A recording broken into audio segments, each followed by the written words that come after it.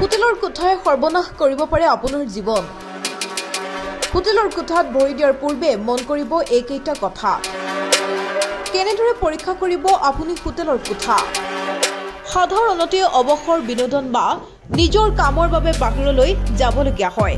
তাৰ বাবে হোটেলৰ কোঠা বুক কৰাটো অতিকৈ জৰুৰী। কিন্তু আপুনি জানেনে যে যি ঠাইত আপুনি হোটেল বুক কৰিব বা য'ত থাকিব সেই ঠাই নিৰাপদ হয় নে নহয়? বিভিন্ন সময়ত বিভিন্ন কথা ওলাই থাকে যে হোটেলৰ কোঠাৰ সন্দৰ্ভত অভাৱনীয় ঘটনাৰ সন্মুখীন হোৱা দেখা যায়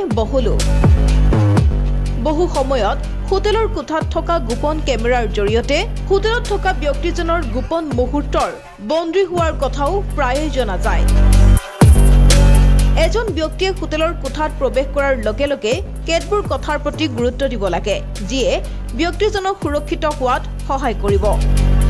হোটেলৰ কোঠাত প্ৰৱেশ কৰি আপুনি সিলিং ফেন, আইনা, ঘড়ী, লাইটকে ধৰি বিভিন্ন বস্তুৰ পৰীক্ষা কৰিব লাগে। গোপন কেমেৰা আছেনে নাই চাবলৈ প্ৰথমে কোঠাসমূহৰ লাইট বন্ধ কৰি কোঠাটো সম্পূৰ্ণৰূপে পৰ্যবেক্ষণ কৰিব লাগে।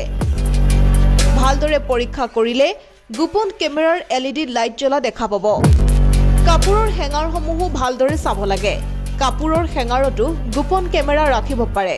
গতিকে এনেদৰে হোটেলৰ কোঠা ভালদৰে পৰীক্ষা কৰক। নিজৰ লগতে পৰিয়ালৰ সকলোকে সাৱধানে থাকিবৰ বাবে বুজাই দিয়ক। নিউজ ডেস্ক, প্ৰতিবিম্ব লাইভ।